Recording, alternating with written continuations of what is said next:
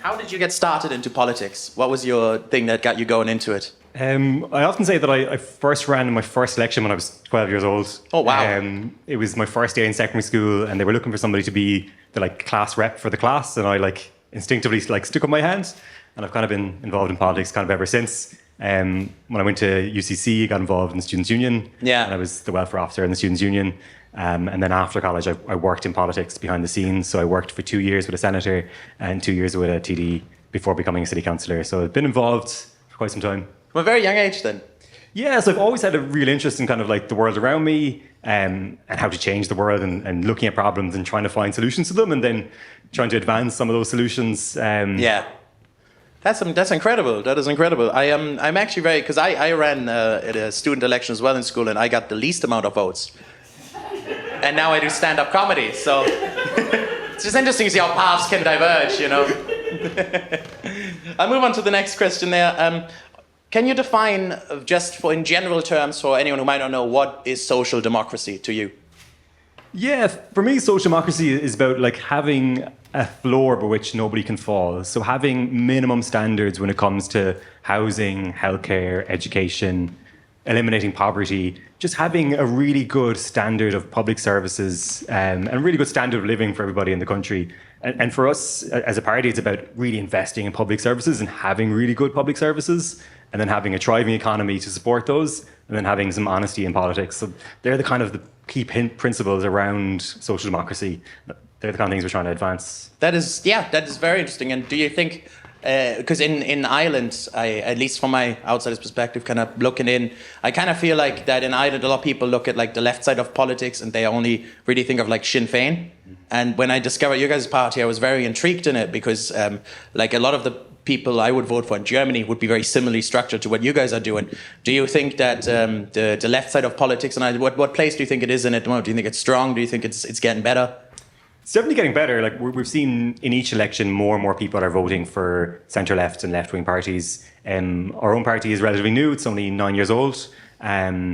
So we only ran 2 general elections up to this. We've 6 TDs, but we're a growing party. We increased our number of councillors in the last election and are constantly increasing our number of members. So it's a relatively young party with a lot of young people, our party leaders in their early 30s. A lot of our candidates are young people. And we're trying to do something fresh and something different and trying to do politics differently, because I think for a long time politics in Ireland was dominated by the same 2 political parties. Yeah. And I think it's time to get some change and to try to do things in a different way. Does it frustrate you when because I've been voting for young politicians all my life, because I've always had that same impulse of it's something new, some new thoughts need to come in. Does it frustrate you when people have that argument of there's a lack of experience there, or the country will be run worse by younger people because they're maybe not as wise as older politicians? Does it frustrate you when you hear that sort of narrative? Yeah, because I think there's different kinds of experience. There's lots of young people who have really lived experience of the housing crisis, have experience of precarious work, have worked in shops and other jobs and other life experiences, and have experienced the financial crash in a way that others haven't. And many of our senior politicians have lots of bad experience. They drove our economy off a cliff. It's not all good experience, So I think it's worth evaluating the kind of experience people have. That's true. I guess you can have 20 years of experience in taking bribes and you still won't be better. I get you. Absolutely, yeah. That is brilliant. What do you think would be next for winning Irish voters over to the Social Democrats? What do you think is your guys' biggest strength to convince people to vote for you instead of for the other parties? For me, I often tell people, the people who created some of the crises we're experiencing now aren't the people who are going to fix them. If we want to see things solved, we need to elect different politicians who will do things differently. So if you want to see change in terms of housing or healthcare, childcare, climate action, disability services, any of the things that are currently in crisis, we need to elect different people, because the same people who cause these problems aren't going to be the people who are going to deliver solutions. And we have to start looking at it differently and electing different people with different perspectives, but also different outlooks and different solutions, because they've tried and failed. And, trying again is just going to fail again. So that's why I think we need to see some change. Yeah, I think that's always a big part of it, is that people are very frustrated with who's been ruled. If a country's been ruled by similar parties for a long time, people are very frustrated with all the issues they haven't solved. And I think that's because my next question is that the housing crisis has been one of the number one issues discussed in the public debate about anything Irish politics. And I have a few things that like I hear what the cause of it is, but I'm very interested to hear what you, as someone who's very involved in it, and your platform is very much a lot about housing and derelict housing stuff. How do you think this mess has started? How are we in a place where homelessness is on the rise, where young people can't afford houses anymore, where student accommodation is at ridiculous prices? Like, how do you think we got into this mess? What happened? Yeah, so like I think to start, it's worth saying like we have record house prices, record rents, record homelessness, home ownership is collapsing. So the huge problem, and I think the cause is the political decision making. For a start, we're simply just not building enough houses. All of the experts say we need north of 50,000 houses a year. Some of them say we need about 60,000 houses per year.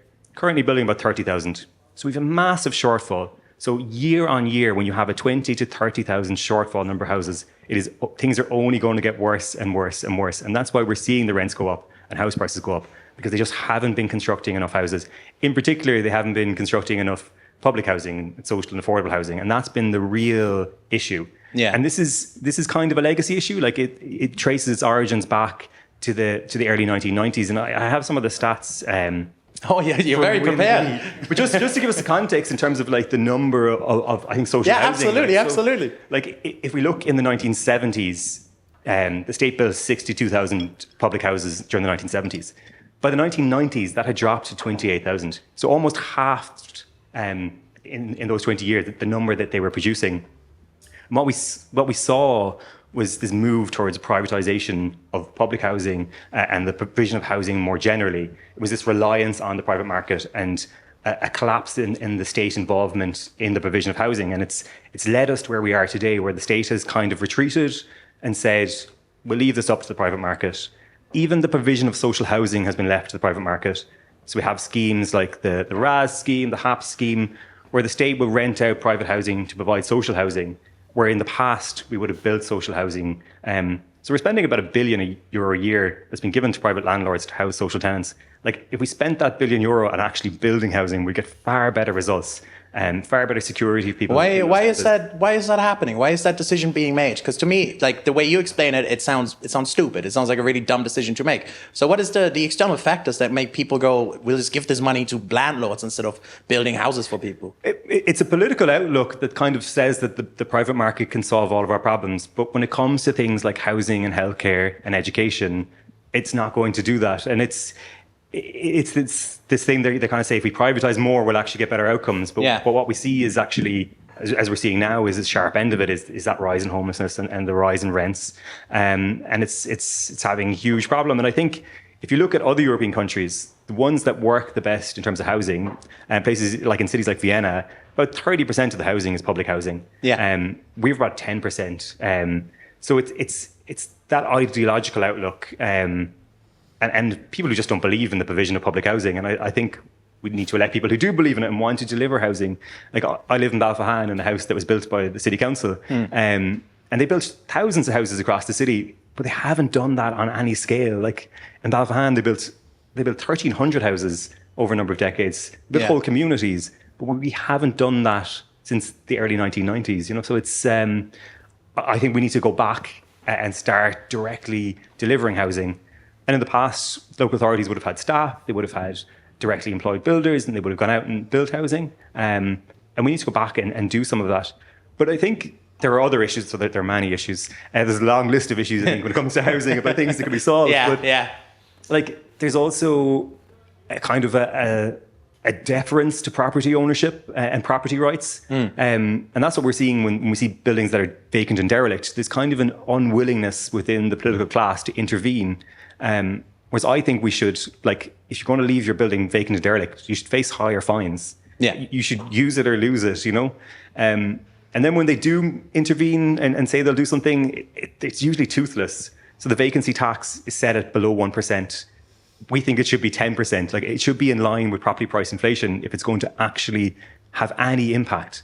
But the interventions they do are actually just incentivizing vacancy in many ways. Yeah, is that it then? Is it just an ideological, like an outdated ideological outlook then? Because it's always been bothering my mind that with how bad everything's looking housing wise, and how everybody knows, like everybody I talk to my age in Ireland has very strong opinions about this and knows that it's a huge issue, that there still be this ideological outlook of like, maybe if we just let the free market take care of it, it'd be fine, because obviously it's not worked for a long time. So is it just that? Just that they're not willing to adapt? I think so. And I think a lot of it is the political decisions and the people who made the decisions and their outlook. And it's those decisions over years that have an impact. And it just has this compounding effect to the point now where we have over 14,000 people who are homeless. Like in the city alone, there are over 600 people accessing homeless emergency accommodation. Like it's a huge number of people who are at the very sharp end of this. And it's having a massive impact. Yeah. And then what we're seeing then is thousands of vacant buildings. Like, it makes no sense. We should intervene, use compulsory purchase orders where necessary, and turn many of the vacant and derelict buildings into homes for people who badly need them. Yeah. I have, let me just, because I've written from just being around the city and being around people, there's two talking points I hear a lot, right? And I'm very curious to kind of get your spin on these. The first one I always hear is that a big part of the issue is that a lot of people in the Dáil are landlords themselves. That's a very common talking point I hear. Is there truth to that in your opinion? Do you think that's part of why their decisions skew towards the landlords maybe? It's certainly true. Like, I think it does have an impact. Certainly the voice of the landlord is stronger than the voice of the renter in many political debates. I think that's why we need to elect more young people and elect people who've experienced some of this crisis. So I think it definitely has an impact in terms of the kind of people who've traditionally been elected tend to be people who, maybe own more properties or have interest in this, or the people around them are involved in property development or are landlords themselves. So I think that is part of it. It's not the only reason. I think it's, as I said, part of it is their beliefs in what the housing system should look like. And that's, I think, where we fundamentally disagree. Those beliefs would be influenced by their personal situation as well, though. Like you would have ideological beliefs that would be influenced if you own property, you know? Yeah. I think those things are kind of connected on there. Yeah, absolutely. Yeah. And I think some of it is long-term legacy issues as well. Like, I think in Ireland we do have kind of issue, like a long-term kind of desire to own property and have your own house and own and a lot of that stems back to like colonialism and and the British and renting land and all that kind of stuff, and the desire just maybe to own your own property and have that security. But part of it then is around the rights that renters have. Like, we have really precarious situations when you're a renter. Some people get evicted with very limited notice through no fault of their own. In the UK now, they're going to ban no-fault evictions. And I think we should do something similar here, that if you're paying your rent and if you're agreeing to your contract, that you can't just be evicted because the landlord wants to move in their son or daughter into the house, and that you have stronger rights and that you have some kind of security of tenure so that you can put down roots, so that your kids can stay going to the same school.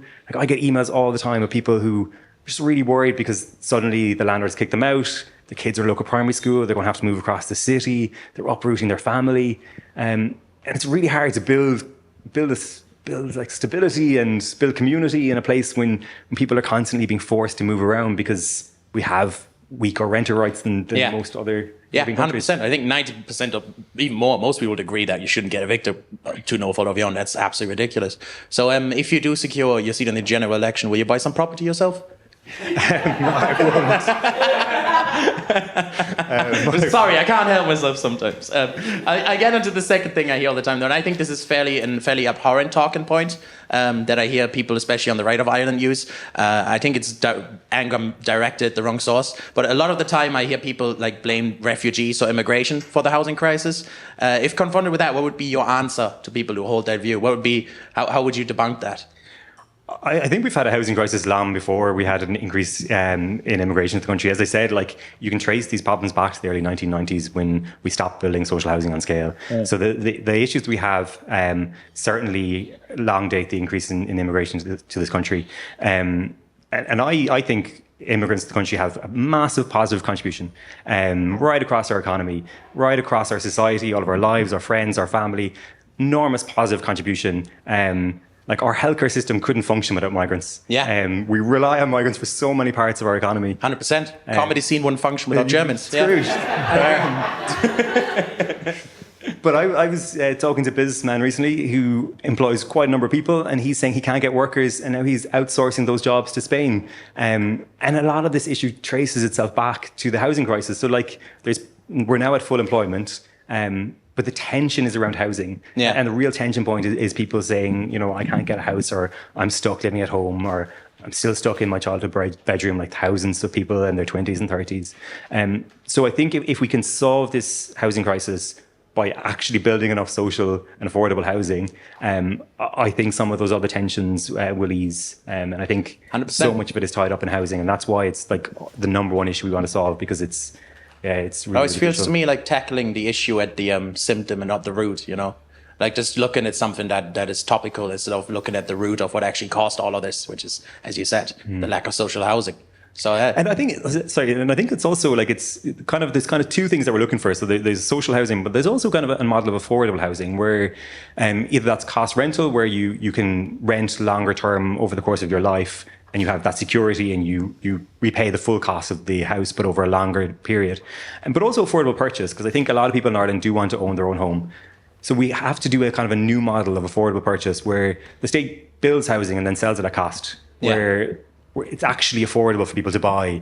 So you're not buying with all of the developers' profit margins and all that built in, where the state actually makes houses that are genuinely affordable available to people. And lots of the current schemes that they call affordable are not actually affordable. Cork City Council had one recently where the houses were 395,000 plus a 5% equity stake in future, and they were branding this as their affordable housing, but this is not affordable for anybody. So when we do it, it has to be genuinely affordable.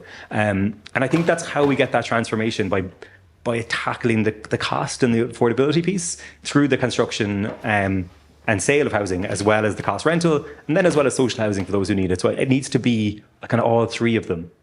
Yeah, absolutely. I think that's very well said. I do have one question. This is just another thing that I personally notice a lot, and I just really wanted to maybe get some insight on this, is that every time I see new accommodation built, especially very central in the city, like sometimes you see these like beautiful apartment blocks pop up, and every time I get very excited seeing them pop up, being like, oh, this looks like the right step. And then they're always, every single time, turn into like privately owned student accommodation every single time. And I'm wondering, like, why is that? Why is there no affordable apartments or anything closer to the city centre being built for people? Because I know loads of people that have to drive in, have to take public transport to get in, when it'd just be way easier to have people live closer to where, you know, everything's happening. Absolutely. You know, like I'd love to see more people live in the city centre, and I think it would have huge knock-on effects for the businesses in the city. It would have impacts on the crime levels. Like there's this idea of crime prevention through urban design, that when you have people living in city centres, you've got more vigilance, you've got more life. It leads to many more positive outcomes. So one of the things we'd like to do is have like affordable zoning, that we would zone certain parts of the city where it would just be for affordable housing, where the houses that were built there would be those cost rental houses or affordable purchase houses, and they're dedicated that you can only build houses that are affordable for people to live in. Like I get frustrated, I see a lot of hotels. I'm like, how many more hotels do we need in the city? It's constantly, you see buildings going up and they're either office blocks or they're hotels. But we need to like direct our resources and our energy and our effort into building housing, because that's what people need. We don't need more glass office blocks. We need more houses. 100%. So that would be the plan, to have zones that are just exclusively for affordable apartment blocks. Yeah, and it's something we proposed in the Dáil, and it was voted down by Fianna Fáil and Fine Gael. We proposed affordable. Shocker. The other thing then is around land prices. So we proposed a land price register, because a lot of people buy land and sit on it to try and increase the value of it. But you can create transparency in the price of land to stop this speculation on land by creating a register that's published. They also voted against that. So there are these kind of interventions that you can have that will create more transparency and will bring down the prices of things. Similarly, like a windfall tax. So if your land is zoned and you make lots more money on it because it's been rezoned for housing, you should pay a windfall tax on that. And these are all the things we've been campaigning for the last 9 years. Yeah. And when they're brought up in the Dáil, they're voted down by Fianna Fáil and Fine Gael. That is a very, very disappointing. Is it just a majority issue? Like, is that just because they hold the majority parliament, they're not willing to budge at all on these issues? Yes, and sometimes they don't agree with us. They think they like things the way they are, and I think it's in some people's interest for house prices to go up, for rents to go up, and it's in some people's economic interest for things to be as they are. And sometimes they don't agree with our approach. Yeah, I love how you're saying that they all are landlords without directly saying they're all landlords. That's very good, very good. I like the politicanness of that. The next question I have is, what made you decide? Because I read your platform. I like to. I did this in Germany all the time. It's kind of like to stay in touch with what local elections are about. And I noticed that a huge part of yours was about housing and derelict housing. What was the impetus of making so much of your platform based around that? It's something just really frustrates me. Like we have buildings in the city that are literally falling down, and I walk around and it makes me really angry because at the same time you have people who are sleeping on the street, and it has a knock-on effect in terms of just the decay of the city centre and how the city feels and how it looks. One of my frustrations is that there are some powers around dereliction that could be used. So there's a Dereliction Act from the 1990s that does give the council some powers around making orders, requesting that properties are done up, or ultimately where they can compulsory purchase them. But they just don't use these powers. So even when these powers exist under the Derelict Sites Act, they don't actually use them. And this is something I've been raising at the council about, like, can we use the existing powers? Even if you're not going to pass new laws and not going to do new things, just use the powers we have. And there is this real reluctance, and it's kind of, as I said, this kind of deference to property rights. And it all seems to be about the carrot. It's like, if we give them more grants, or if we give them more money, or if we just...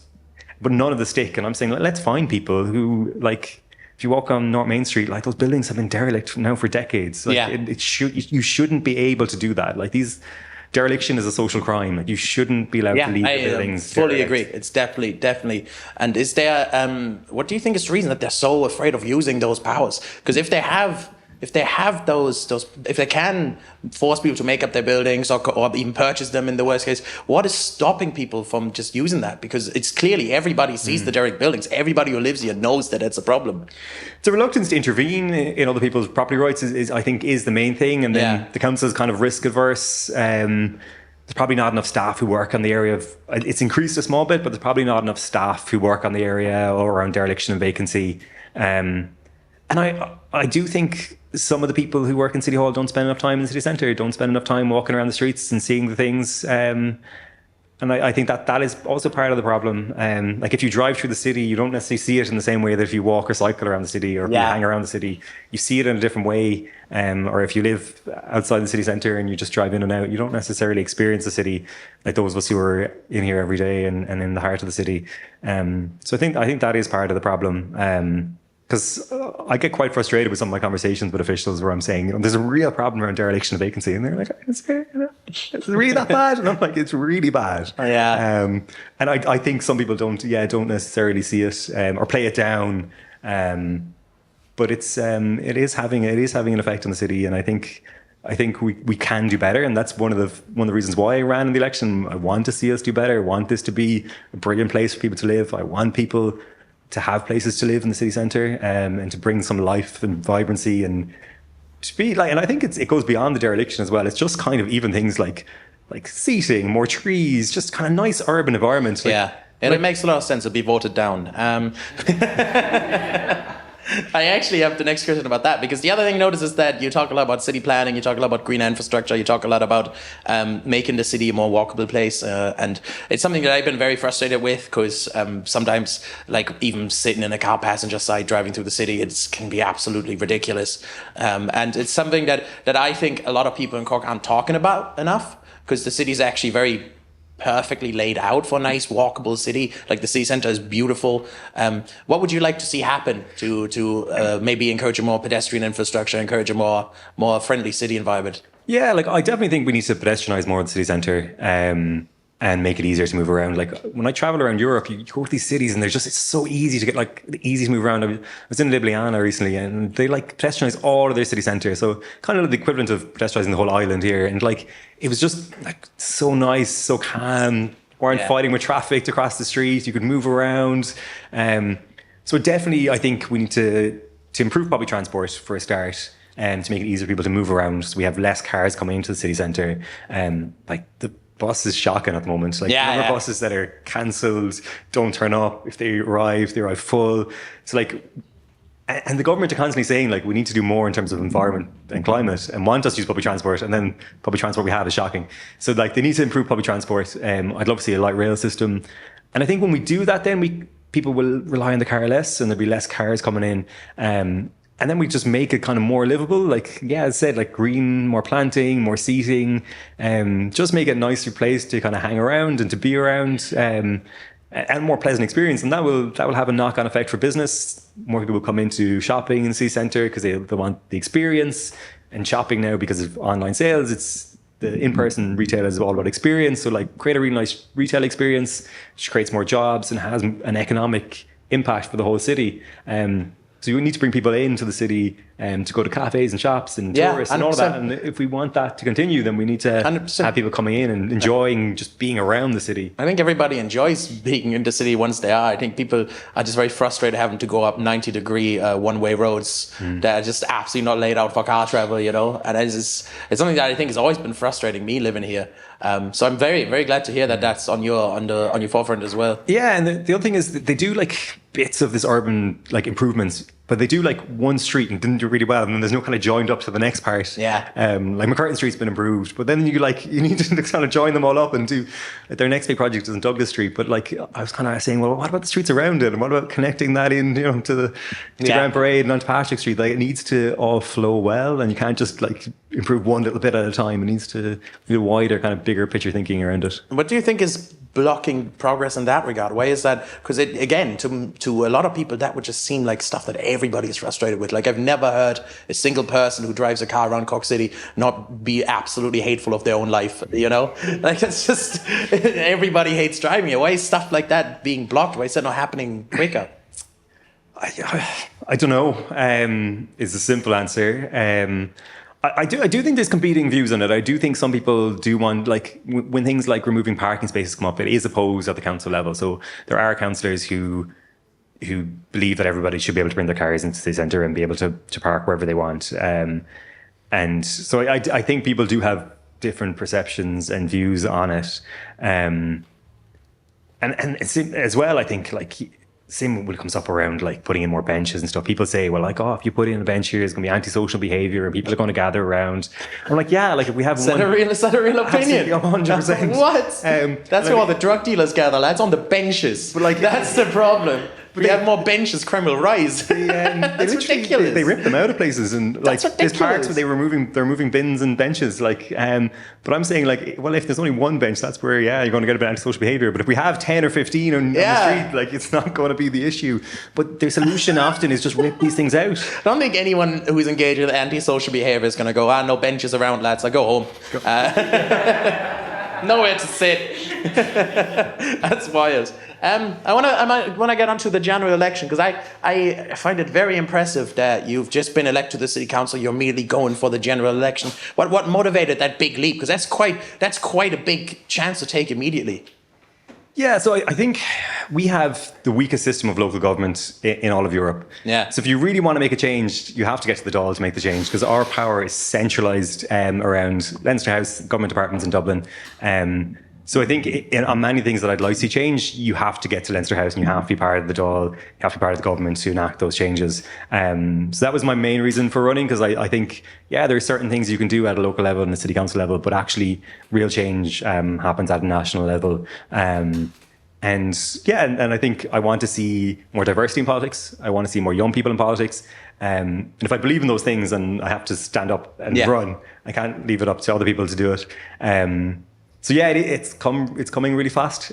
Still recovering from the first campaign, but it is what it is, and we have to just go for it. I think there's a real opportunity here as well to win a seat. Cork Central, the constituency has changed, moving from 4 seats to 5 seats. So there will be a new TD. And I really hope we can elect like a younger progressive voice to challenge some of the status quo and challenge some of the outdated thinking on many things. Yeah.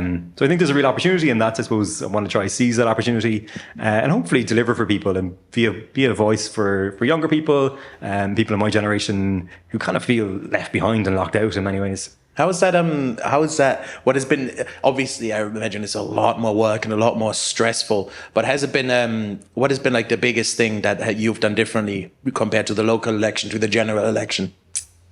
So it's a much bigger area. Yeah. So far more houses to canvass. Have you already started door knocking? Yeah, we have. Wow. We got out just after the selection convention, got campaigning straight away. I think there's about 40,000 houses we need to call to. So we're not going to reach them all. So we're trying to reach as many as possible. So yeah, we're campaigning a couple of days a week, knocking on doors, talking to as many people as possible. And then hopefully as we meet people, encouraging them to talk to other people. And I say to people, like, if you think like me on these issues, or if you want to see change in terms of housing or climate or any of these things, talk to your friends, talk to your family, because we're not going to reach everybody, but hopefully I can talk to enough people who will then talk to more people and have that kind of snowball effect. That hopefully, that we can reach enough people before the election, and it could be called any day. So well, I think it's amazing. I think it's amazing that you're even willing to sit in a show like this to like fucking 15 people in a small bar, you know, because a lot of people, like if I asked like a Fine Gael, maybe not landlord politician, to come do the show, they'd tell me to go F myself, you know. I think it's absolutely brilliant. But I think it's crucial that we get out and we talk to people and that we meet as many people and different people and come to places like this and support venues like this and support like nights like this, because I think it's a really great way trying to do something different, trying to start something up. So I think we should be supporting kind of these kind of cultural experiences and supporting, as I say, like supporting things that happen in the city. Thank you very much. If you got elected for the general election, what would be your primary goals? What's the main things you hope to achieve during your term? Yeah, it's particularly around housing. Like I really want to just see that increase in the number of social and affordable houses that are built. Like that's absolutely my number one priority. And around that, reducing the level of homelessness. That is the biggest thing I would like to see. But I also think we need reform in terms of healthcare. Like, it's not acceptable that people are waiting on trolleys, that people are paying out of pocket all the time to see the GP. Like, that's not the norm in Europe. In most European countries, you get universal free healthcare. You don't pay €60 to see your GP. You're not left waiting on a waiting list for sometimes years. When you're sick, you're not sitting on a trolley in CUH or anywhere else. Like our health system, like our housing system, suffers from being both a private and public model merged together. Like we need universal public healthcare that's free and accessible and reliable and available for everybody. And similarly in terms of childcare, like a lot of people I know, they're paying a second mortgage when it comes to childcare. Like they're paying out thousands. And then as well, we're seeing creches close across Cork, and it's a real cause of stress. I'd love to see real reform in terms of childcare and the delivery of public model of childcare and early years education as well. So I think there's a lot of things that need to be changed, and I think it's just part of it is just slowly changing how people see these issues and challenging some of the assumptions on things and trying to give a fresh perspective on some of these issues. And more park benches as well. More park benches, absolutely. That's very important. One thing I'm very interested in is with recently, and I've been observing this very as a German, I always like observing these things happen in countries, and I find it very terrifying as like the populist right-wing policies are getting more and more traction in Ireland. You see the riots happen, you see the demonstrations happen. How do you think a progressive left-leaning party like you guys can help those disenfranchised people direct that anger at the right places instead of directing it into those hateful venues? Yeah, like I think, we do need to provide real solutions, real alternatives. I think we need to be positive in our politics and the opposite to what they're doing. I think we need to have. I quite like the Jacinda Ardern from New Zealand and her idea of like the politics of kindness. And providing that alternative and saying that there actually is another way we can go here. Like we don't have to go down the route of other European countries have gone down in terms of the rise of far right and all that comes with that, and the hate and the hostility and the anger in our society, that actually we can take another path and we can look out for each other, we can care for each other, we can build services that provide that social floor I talked about at the start, where we have really good healthcare and housing and childcare, and where people have decent lives and better alternatives and better outcomes. And I think it's having having that alternative for people, and challenging I think where sometimes people fall into supporting the likes of the far right is things when they're stuck at home in their childhood bedrooms and they're into their 30s and they're losing hope and they're in precarious work and they don't see opportunities and they don't see a future for themselves in the city and they feel like they might have to emigrate. And it's sometimes when people are experiencing this, that's when they look to some of these radical alternatives and scary kind of far right groups. And so we need to provide people with hope. And that's part of our politics, is telling people that there can be a better society. We can do things better. We can improve things by working together. Yeah. Very well said. Yeah, absolutely. I fully agree with you. I think especially the social flaw thing you mentioned at the start, I think it's always people who are in a very desperate situation end up falling for those sort of rhetorics, you know. I think it's always like, it's easy to look at everybody who falls for it and go, oh, they all messed up in their head or something, but mostly it's desperate working class people who end up falling for that. So I think those sort of policies will definitely help a lot. And I would say also that we need to challenge the social media companies, because there's so much mis and disinformation online. Oh, 100%, yeah. And these companies are profiting off hate. And it's often the most hateful content that gets real traction. And that's how they're generating their money, when they push ads after some of this content. And so we need to regulate social media. Like I often compare it to when cars were, like, I say that like the internet is quite new, you know, and we haven't really put any rules in place.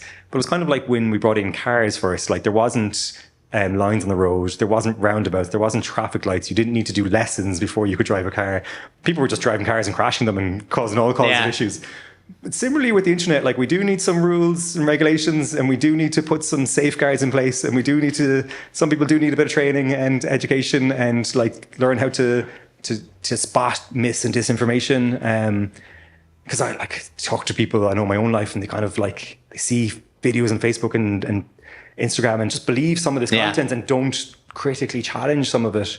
I think it's very good that you said the social media companies as well, because a lot of people will immediately jump to like screaming censorship and stuff. But what you said is very pertinent, that the real issue is not trying to censor people, it's that these companies are profiting off that. That's the real problem. Yeah, these are advertising companies. Like they're making money on ads. They're advertising companies. This isn't like about regulating the free press. Like they're there to make money, and it's about the regulation of that profit-making enterprise, and not necessarily the content comes around it, but it's also the algorithms. And what's really worrying for me is I was listening to somebody who used to work for Twitter and now X saying that they don't understand how the algorithm works anymore. Oh, wow. Which is scary. So we need to get regulation of the algorithm at that very basic level, and start like deconstructing some of that, because it's having real effects on our politics and our society and our social cohesion. Yeah, 100%, 100%. A quick question for you: where do you think, like, as in a more grander scale of the European Union, where do you think Ireland's place is in that right now, and how would you like it to see it changed? Do you think Ireland can do something different working with its European allies, or do you think the place it's in right now is perfect? I'm a big fan of the European Union. I think the European Union has been brilliant for Ireland. I think. Don't worry, me too, man. Me too. I don't need a visa. I'm here completely free. I love it. So I'm absolutely like, I think there's areas where we can have more cooperation and more integration and do things better. And actually, we can learn a lot from how all the European countries run their systems. So I absolutely think we need to look and see, are there areas where we can continue some of that integration, and can we do more together in terms of healthcare to solve some of the crisis we're experiencing in terms of healthcare? Can we have a pan-European plan around housing? Like, I think there are some European solutions to some of the problems we face. Yeah. And I think we need to continue to engage with the European Union proactively, and continue to promote our membership of the European Union, because I think it's been really, really valuable. Could you see yourself ever going that way, going into the European Union politics? I wouldn't rule it out. It is an even bigger constituency again. So it's quite huge. I've heard. Like half of Ireland South. So a lot of park benches. It's a massive undertaking. It's a massive undertaking, and I think what you saw in the last European elections is you almost need to be a national household name to be able to win one of those elections. So it's a really hard thing to do as somebody starting out in politics. But certainly not something I'd rule out in future.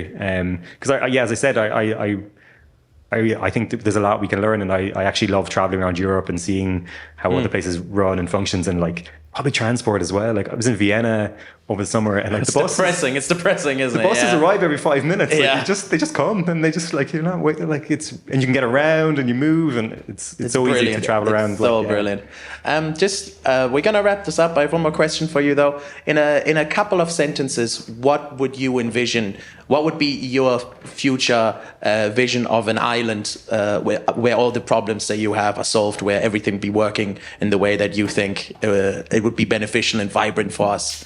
What would, in a few sentences, what do you think that island would look like? So I don't think there's a kind of a perfect country. I think we're always going to have some kind of problems or some kind of solutions. I would like to see a more equal society. I believe in a republic of equals, where everybody's respected, everybody's valued, and everybody can live a decent life, and everybody has access to housing, access to healthcare, access to good education, and can find a job and live a good life that they want to live. Brilliant. That's absolutely brilliant.